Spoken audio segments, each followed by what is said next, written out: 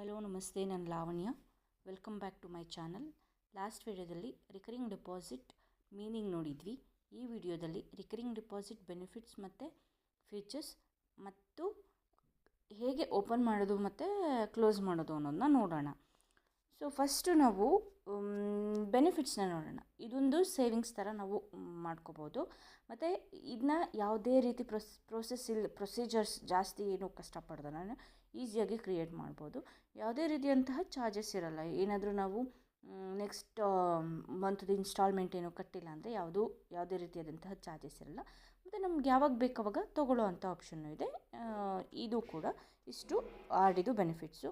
ಮತ್ತು next features ಏನು ಅಂತ ಹೇಳಿದ್ರೆ ಸೇಫ್ ಇನ್ವೆಸ್ಟ್ಮೆಂಟ್ ಹೇಗಾಗುತ್ತೆ ಅಂತ ಹೇಳಿದ್ರೆ, ನಾವು ಫಾರ್ ಎಕ್ಸಾಂಪಲ್ ಒಂದು 500 ಎವ್ರಿ ಮಂತ್ ಮಾಡ್ತಿದ್ದೀವಿ ಅಂತ ಹೇಳಿದ್ರೆ ಅದು ಗ್ಯಾರಂಟೀಡ್ ಟಿಲ್ 1 ಇಯರ್ಗೆ ನಾವು ಮಾಡಿದ್ದೀವಿ ಅಂತ ಹೇಳಿದ್ರೆ 1 ಇಯರ್ಗೆ ಇಷ್ಟು interest plus principal amount guaranteed ಇರುತ್ತೆ.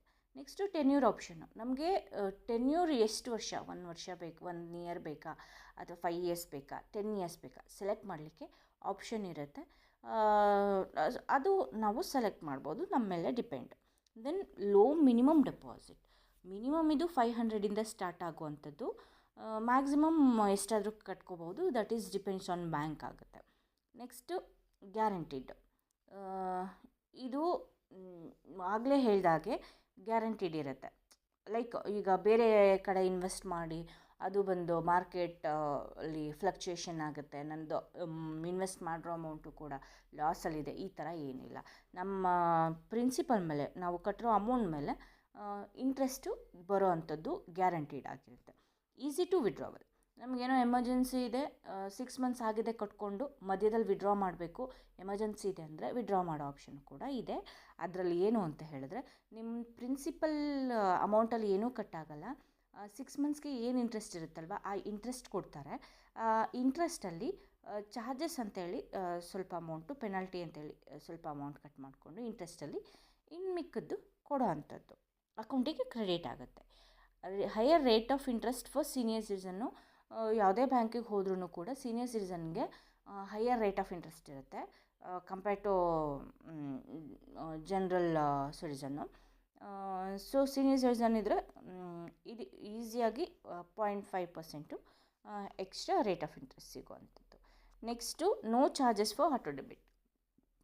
ಫಾರ್ ಎಕ್ಸಾಂಪಲ್ ಇವಾಗ ನಾವು ಯಾವುದೋ ಇನ್ಶೂರೆನ್ಸ್ ಮಾಡಿಸಿದ್ವಿ, ಮ್ಯೂಚುವಲ್ ಫಂಡ್ ಮಾಡಿಸಿದ್ವಿ ಅಥವಾ ಲೋನ್ ಮಾಡಿಸಿದ್ದೀವಿ ಅಂತ ಹೇಳಿದ್ರೆ ಆಟೋ ಡೆಬಿಟ್ ಮಾಡಲಿಕ್ಕೆ ಆಪ್ಷನ್ ಏನು ಕೊಟ್ಟಿದ್ದು ಸ್ಟಾರ್ಟಿಂಗ್ ಇನ್ಸ್ಟ್ರಕ್ಷನ್ನು, ಅದಕ್ಕೆ ಸಮ್ ಚಾರ್ಜಸ್ ಆಗುತ್ತೆ. ಸೊ ಬಟ್ ಇದರಲ್ಲಿ ಯಾವುದೂ ಚಾರ್ಜಸ್ ಏನೂ ಇರಲ್ಲ ಆಟೋ ಡೆಬಿಟ್ಗೆ. ಮತ್ತು ನೆಕ್ಸ್ಟ್ ಮಂತ್ ನಾವೇನಾದರೂ ಕಟ್ಟಿಲ್ಲ ಅಂತ ಹೇಳಿದ್ರೂ ಅದಕ್ಕೂ ಯಾವುದೇ ರೀತಿಯಾದಂಥ ಚಾರ್ಜಸ್ ಇರಲ್ಲ. ಅದು ಬಂದು ನೆಕ್ಸ್ಟ್ ಮಂತು ಕಟ್ಟಾಗುತ್ತೆ. ಇದಲ್ಲ ಅಂದರೆ ನೆಕ್ಸ್ಟ್ ಮಂತು ಕಟ್ಟಾಗುವಂಥದ್ದು, ಏನು ಚಾರ್ಜಸ್ ಇರಲ್ಲ. Low risk. ಆಗಲೇ ನಾನು ಒಂದು ಪಾಯಿಂಟ್ ಮೆನ್ಷನ್ ಮಾಡಿದೆ, ಮಾರ್ಕೆಟ್ ಮೇಲೆ ಫ್ಲಕ್ಚುಯೇಷನ್ ಆಗುತ್ತೆ, ಲಾಸ್ ಆಗುತ್ತೆ, ಈ ಥರದ್ದು ಯಾವುದೂ ಇರಲ್ಲ. ತುಂಬ ಲೋ ರಿಸ್ಕ್ ಇರುತ್ತೆ. ನಾವೇನು ಕಟ್ಟಿರ್ತೀವಿ ಪ್ಲಸ್ ಇಂಟ್ರೆಸ್ಟ್ ನಮಗೆ ಆಲ್ರೆಡಿ ಫಸ್ಟೇ ಗೊತ್ತಿರೋದ್ರಿಂದ ಇಂಟ್ರೆಸ್ಟು ಲೋ ರಿಸ್ಕ್ ಇರೋವಂಥದ್ದು. T D S. In case general citizen ಆದರೆ ಇಂಟ್ರೆಸ್ಟ್ ಏನು ಅರ್ನ್ ಆಗಿರುತ್ತಲ್ವ ಅದು 40,000 ಆ್ಯಂಡ್ ಎಬೋವ್ ಹೋದರೆ ಟಿ ಡಿ ಎಸ್ಸು ಕಟ್ಟಾಗುವಂಥದ್ದು. ಸೀನಿಯರ್ ಸಿಟಿಸನ್ ಆದರೆ 50,000 ಆ್ಯಂಡ್ ಎಬೋವ್ ಆದರೆ ಟಿ ಡಿ ಎಸ್ಸು ಇಂಟ್ರೆಸ್ಟಲ್ಲಿ ಕಟ್ ಆಗುವಂಥದ್ದು. Next nominee option. ನಮಗೆ ಈ ರಿಕರಿಂಗ್ ಡೆಪಾಸಿಟ್ಗೆ ನಾಮಿನಿ ಚೂಸ್ ಕೊಡಬೇಕು ಅಂತ ಹೇಳಿದ್ರೆ ಈಸಿಯಾಗಿ ನಾವು ಯಾರು ಬೇಕು ಅವ್ರನ್ನ ಕೊಡ್ಬೋದು. ಅದಕ್ಕೂ ಯಾವುದೇ ರೀತಿಯಾದಂತಹ ರಿಸ್ಟ್ರಿಕ್ಷನ್ಸ್ ಏನೂ ಇರಲ್ಲ. ಈ ಆರ್ ಡಿ ಏನಾಗುತ್ತೆ ಅಂತ ಹೇಳಿದ್ರೆ ನಮಗೆ ಯಾವ ರೀತಿ ಬೇಕು, ಎಷ್ಟು ಅಮೌಂಟ್ ಬೇಕು, ಹೇಗೆ ಬೇಕು ಹಾಗೆ ಕ್ರಿಯೇಟ್ ಮಾಡೋ ಆಪ್ಷನ್ಸು ಈ ರಿಕರಿಂಗ್ ಡೆಪಾಸಿಟಲ್ಲಿ ಇರೋವಂಥದ್ದು.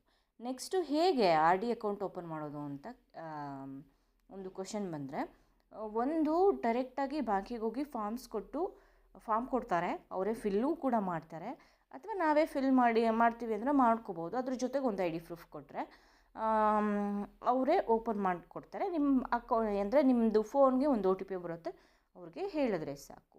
ಕೆಲವೊಂದು ಬ್ಯಾಂಕಲ್ಲಿ ಏನು OTP ಏನೂ ಇಲ್ಲದೇ ಹಾಗೇ ಕೂಡ ಕ್ರಿಯೇಟ್ ಮಾಡ್ಬೋದು, ಅದು ಆಪ್ಷನ್ ಇದೆ. ಇನ್ನೊಂದು ಇಂಟರ್ನೆಟ್ ಬ್ಯಾಂಕಿಂಗು. ನಾರ್ಮಲಿ ಎಲ್ಲರೂ ಇಂಟರ್ನೆಟ್ ಬ್ಯಾಂಕಿಂಗ್ ಯೂಸ್ ಮಾಡ್ತಿದ್ದೀರಾ ಅಂತ ಹೇಳಿದ್ರೆ ಇಂಟರ್ನೆಟ್ ಬ್ಯಾಂಕಿಂಗಲ್ಲೇ ಅಕೌಂಟ್ಸ್ ಅಂತ ಹೋಗ್ಬೋದು. ಕೆಲವೊಂದು ಬ್ಯಾಂಕಲ್ಲಿ ಅಕೌಂಟ್ಸ್ ಅಂತ ಇರುತ್ತೆ, ಅಲ್ಲಿ ಡಿಪಾಸಿಟ್ಗೆ ಹೋದರೆ ಅಲ್ಲಿ ಬಂದು ರಿಕರಿಂಗ್ ಡೆಪಾಸಿಟ್ ಅಂತ ಇರುತ್ತೆ, ಅದ್ರ ಮೇಲೆ ಕ್ಲಿಕ್ ಮಾಡಿದ್ರೆ ಎಷ್ಟು ಅಮೌಂಟು, ಟೆನ್ಯೂರ್ ಎಷ್ಟು, ನಾಮಿನಿ ಯಾರನ್ನ ಕೊಡ್ತೀರಾ, ಯಾವ ಮಂತಿಂದ ಡಿಡಕ್ಟ್ ಆಗಬೇಕು, ಯಾವ ಡೇಟಿಂದ ಡಿಡಕ್ಟ್ ಆಗಬೇಕು, ಆ ಥರ ಎಲ್ಲ ಆಪ್ಷನ್ಸ್ ಇರುತ್ತೆ. ಆ ಥರ ಎಲ್ಲ ಫಿಲ್ ಮಾಡಿ ನೆಕ್ಸ್ಟು ಸೇವ್ ಆ್ಯಂಡ್ ಸಬ್ಮಿಟ್ ಕೊಟ್ಟಾಗ ಅದು ಏನು ಬರುತ್ತೆ, ನೆಕ್ಸ್ಟ್ ಪೇಜ್ ಬಂದು ಒ ಟಿ ಪಿ ಕೇಳುತ್ತೆ. ಒ ಟಿ ಪಿ ಎಂಟರ್ ಮಾಡಿದ್ರೆ ನಿಮಗೆ ಆರ್ ಡಿ ಅಕೌಂಟ್ಗೆ ಸಪ್ರೇಟಾಗಿ ಅಕೌಂಟ್ ಕ್ರಿಯೇಟ್ ಆಗುತ್ತೆ. So every month on month ಆ ಡೇಟ್ಗೆ ನಿಮ್ಮ ಅಕೌಂಟಿಂದ ಕಟ್ಟಾಗಿ ಆ ಆರ್ ಡಿ ಅಕೌಂಟ್ಗೆ ಹೋಗುತ್ತೆ. ಈ ರೀತಿ ಇರುತ್ತೆ. ನೆಕ್ಸ್ಟ್ ಮೊಬೈಲ್ ಬ್ಯಾಂಕಿಂಗು ಅಷ್ಟೇ. ಮೊಬೈಲ್ ಬ್ಯಾಂಕಿಂಗ್ ಆಪ್ಷನ್ ಅಂತ ಹೇಳಿದ್ರೆ ಇಂಟರ್ನೆಟ್ ಬ್ಯಾಂಕಿಂಗಲ್ಲಿ ಯೂಸರ್ ಐ ಡಿ ಮತ್ತು ಪಾಸ್ವರ್ಡ್ ಕೇಳುತ್ತೆ. ಮೊಬೈಲ್ ಬ್ಯಾಂಕಿಂಗಲ್ಲಿ ನಮ್ಗೆ ಯಾವ ಬೇಕು ಪಿನ್ ಅದನ್ನ ಸೆಟ್ ಮಾಡ್ಕೊಂಡಿರ್ತೀವಿ. ಸೊ ಆ ಪಿನ್ ಹಾಕಿ ಲಾಗಿನ್ ಮಾಡಿದ್ರೆ ನೆಕ್ಸ್ಟು ಅಷ್ಟೇ, ಇಲ್ಲೂ ಅಷ್ಟೇ ಸೇಮ್ ಆಪ್ಷನ್ಸ್ ಇರುತ್ತೆ. ಸರ್ವಿಸಸಲ್ಲಿ ಇರ್ಬೋದು, ಒಂದೊಂದು ಬ್ಯಾಂಕಲ್ಲಿ ಸರ್ವಿಸಸಲ್ಲಿ ಈ ಆಪ್ಷನ್ಸ್ ಕೊಟ್ಟಿರ್ತಾರೆ.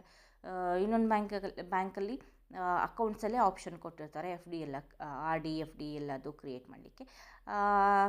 ಸೊ ಇದು ಅಷ್ಟೇ ಸೇಮ್ ಇಂಟರ್ನೆಟ್ ಬ್ಯಾಂಕಿಂಗ್ ಥರನೇ ವರ್ಕ್ ಆಗುವಂಥದ್ದು. ಅಲ್ಲಿ ಯೂಸರ್ ಐ ಡಿ ಮತ್ತು ಪಾಸ್ವರ್ಡ್ ಕೇಳಿದ್ರೆ ಇಲ್ಲಿ ಪಿನ್ ಕೇಳಿಬಿಟ್ಟು ಲಾಗಿನ್ ಆಗಿ ಅಕೌಂಟ್ನ ಕ್ರಿಯೇಟ್ ಮಾಡೋ ಅಂಥದ್ದು. ನೆಕ್ಸ್ಟು ಓಪನ್ ಆಯಿತು. ಈಗ ಹೇಗೆ ಕ್ಲೋಸ್ ಮಾಡೋದು ಅಂತ ನೋಡಿದ್ರೆ, ಒಂದು ಡೈರೆಕ್ಟಾಗಿ ಹೋಗಿ ಬ್ಯಾಂಕಿಗೆ ರಿಕ್ವೆಸ್ಟ್ ಮಾಡಿದ್ರೆ ಪಕ್ಕ ಕ್ಲೋಸ್ ಮಾಡ್ಬೋದು. ಇನ್ನೊಂದು ಇಂಟರ್ನೆಟ್ ಬ್ಯಾಂಕಿಂಗು. ಇಂಟರ್ನೆಟ್ ಬ್ಯಾಂಕಿಂಗ್ ಅಂತ ಹೇಳಿದ್ರೆ ಸೇಮ್ ಸರ್ವಿಸಸ್ಗೆ ಹೋಗಿ ಅಲ್ಲಿ ಅಕೌಂಟ್ಸ್ಗೆ ಹೋದರೆ ಅಲ್ಲಿ ಆರ್ ಡಿ ಆಪ್ಷನ್ ಸೆಲೆಕ್ಟ್ ಮಾಡಬೇಕು. ಅಲ್ಲಿ ಕ್ಲೋಸ್ ಆಲ್ರೆಡಿ ನಾವು ಅಕೌಂಟ್ ಒಂದು ಕ್ರಿಯೇಟ್ ಆಗಿರೋದ್ರಿಂದ ಆ ಆರ್ ಡಿ ಅಕೌಂಟ್ ನಂಬರು ಅಲ್ಲಿ ಆರ್ ಡಿ ಅಕೌಂಟ್ ನಂಬರ್ ತೋರಿಸ್ತಿರುತ್ತೆ. ಆ ಆರ್ ಡಿ ಅಕೌಂಟ್ ನಂಬರ್ ಮೇಲೆ ಕ್ಲಿಕ್ ಮಾಡಿದ್ರೆ ಅಲ್ಲಿ ಕ್ಲೋಸು ಅಥವಾ ಎಷ್ಟು ಅಮೌಂಟ್ ಇದೆ, ಮೆಚುರಿಟಿ ಅಮೌಂಟು, ಡೀಟೇಲ್ಸು, ಎಷ್ಟು ರೇಟ್ ಆಫ್ ಇಂಟ್ರೆಸ್ಟು ಎಲ್ಲ ತೋರಿಸುತ್ತೆ. ಅದರಲ್ಲಿ ನೀವು ಕ್ಲೋಸ್ ಆಪ್ಷನ್ ಸೆಲೆಕ್ಟ್ ಮಾಡಿ ಸಬ್ಮಿಟ್ ಕೊಟ್ಟರೆ ಒ ಟಿ ಪಿ ಕೇಳುತ್ತೆ. ಒ ಟಿ ಪಿ ಹಾಕಬೇಕು. So next submit. Next mobile ಬ್ಯಾಂಕಿಂಗಲ್ಲೂ same option. So O T P ಕೇಳುತ್ತೆ. ಲಾಗಿನ್ ಆದಮೇಲೆ ಅಕೌಂಟ್ಸ್ಗೆ ಹೋಗಬೇಕು ಅಥವಾ ಸರ್ವಿಸಸ್ಗೆ ಹೋಗಬೇಕು, ಎರಡರಲ್ಲಿ ಯಾವುದಾದ್ರು ಒಂದು ಆಪ್ಷನ್ಸ್ ಇರುತ್ತೆ. ಇದು ಡಿಪೆಂಡ್ಸ್ ಆನ್ ಬ್ಯಾಂಕ್ ಮೇಲೆ. ಹಾಕಿ ಎಂಟರ್ ಮಾಡಿದ್ರೆ ಮುಗೀತು.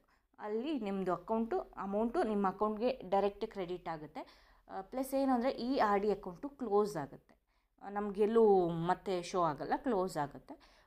ಸೇವಿಂಗ್ ಅಕೌಂಟ್ ಅಷ್ಟೇ ಇರೋವಂಥದ್ದು. ಮತ್ತು ಇನ್ನೊಂದು ಇಂಪಾರ್ಟೆಂಟು ರೇಟ್ ಆಫ್ ಇಂಟ್ರೆಸ್ಟ್ ನಾನು ಇಲ್ಲಿ ಯಾಕೆ ಹೇಳಿಲ್ಲ ಅಥವಾ ಚಾರ್ಟ್ ಏನೂ ಕೊಟ್ಟಿಲ್ಲ ಅಂತ ಹೇಳಿದರೆ, ಒಂದು ಬ್ಯಾಂಕಿಂದ ಇನ್ನೊಂದು ಬ್ಯಾಂಕಿಗೆ ಈ recurring deposit interest rate variation ಇರುತ್ತೆ.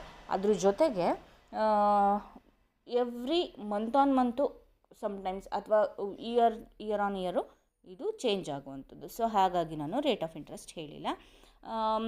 ನೆಕ್ಸ್ಟು ವಿಡಿಯೋದಲ್ಲಿ ನಾನು ಫಿಕ್ಸೆಡ್ ಡೆಪಾಸಿಟ್ ಮೀನಿಂಗ್ ಮತ್ತು ಅದನ್ನ ಅದ್ರ ಬೆನಿಫಿಟ್ಸ್ ಏನು, ಹೇಗೆ ಕ್ರಿಯೇಟ್ ಮಾಡೋದು ಮತ್ತು ಕ್ಲೋಸ್ ಮಾಡೋದು ಅನ್ನೋದನ್ನ ತಿಳಿಸ್ಕೊಡ್ತೀನಿ. Thank you.